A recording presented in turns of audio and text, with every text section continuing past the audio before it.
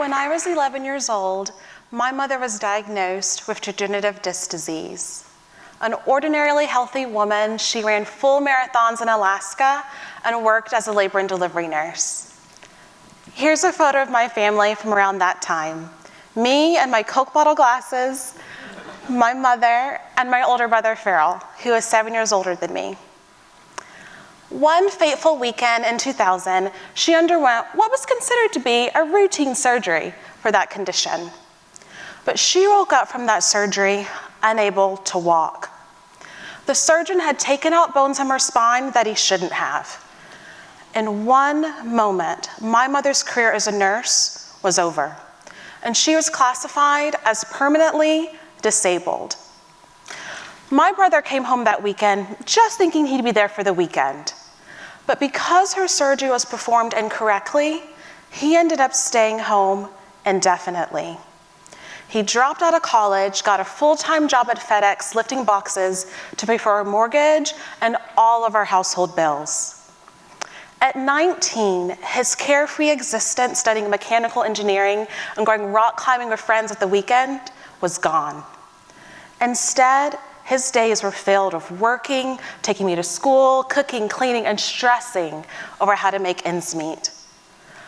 At 11, I too became our mother's youth caregiver. For me, that meant helping her bathe, get her dressed, helping her relearn walking, tending to her surgical wounds, and giving her medications. We did not have any outside help. No social workers, no home health aides, no nurses coming into their home. Our mother's care fell entirely to me and my older brother. I grew up feeling scared, isolated, and bullied in school. Every night, I would pray to God that He would take away my mother's intense chronic pain and give it to me instead. But every morning, I would wake up, move my arms and legs, and realize that God did not answer that prayer. I didn't know any other young person who was taking care of an ill parent like me or my brother. I thought we were the only ones. But I later discovered that there was a wealth of research out there, and there was even a name for children like me: youth caregivers. The research just wasn't taking place in the United States, but it was in the UK. So about a decade ago, I moved to England to study under the world-renowned expert in the field, Professor Saul Becker.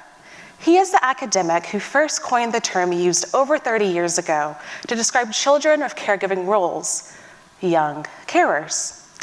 In the UK, and specifically England, there are hundreds and hundreds of dedicated NGOs to support youth caregivers. There's actually named policy giving a legal duty to identify and support youth caregivers.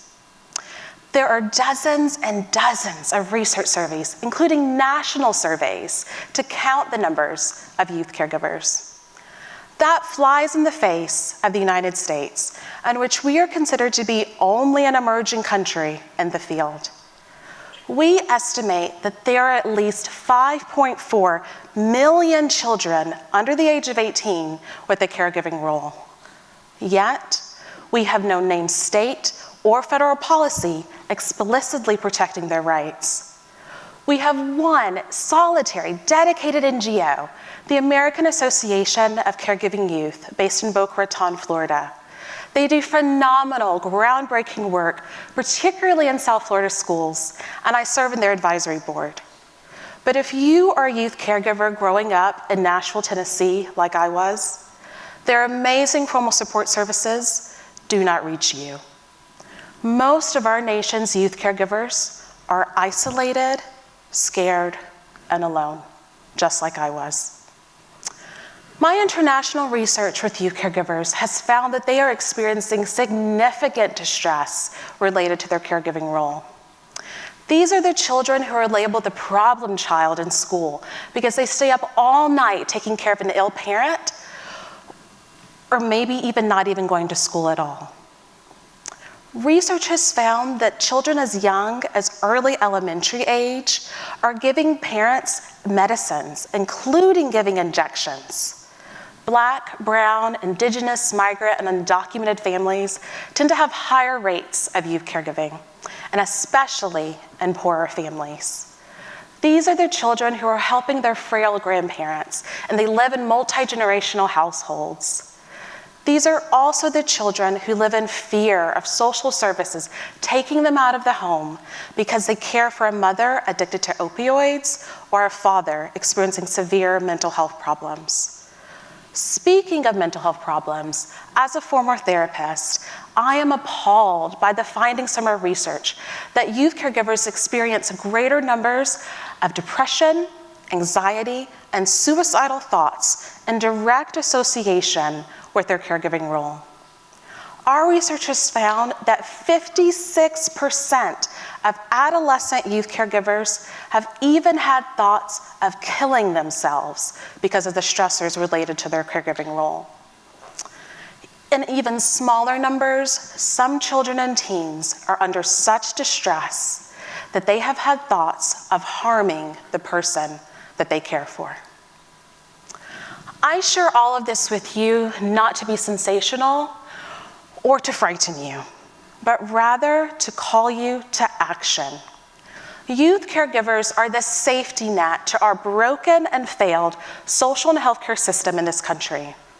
They save the government billions of dollars in care, yet they are hidden, unsupported, and unrecognized. If you know of a family in which there is an illness, disability, addiction, or injury sustained from military service in the Iraq or Afghanistan wars, and there's a child or a teenager in that home, then you likely know a youth caregiver. Youth caregiving happens every day, right under our noses. In the UK, they estimate that there are at least 3 youth caregivers in every single classroom. There is no reason not to expect the same is true here in the US. In fact, because of the COVID-19 pandemic and the mass disabling event of long COVID, we estimate that the numbers of youth caregivers is much, much higher than 5.4 million. So what do we do now? I have dedicated my career to serve as an advocate for youth caregivers. I consider it my brother's legacy. Without him, I would not be standing here today. When I went to England, he decided to go back to college and finish his degree. That's us there on his college graduation day. I am incredibly proud of my brother, of his generosity of spirit and the sacrifices that he made for our family. But he shouldn't have had to. It is a damning indictment of our broken system that my mother was discharged home from the hospital to an 11-year-old child. That should have never happened. You do not need a PhD in youth caregiving to take action. When I ask youth caregivers what they want most, they always say they want someone to listen to them, a trusted adult they can talk to. That's an incredibly important role that we can all play. The situation facing our nation's youth caregivers is dire. Their lives are literally on the line. But by taking action, we can ensure that no child has a childhood like me or my brother.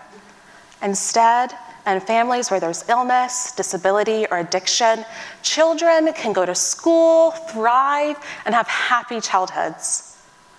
In the end, that's all we truly want to do.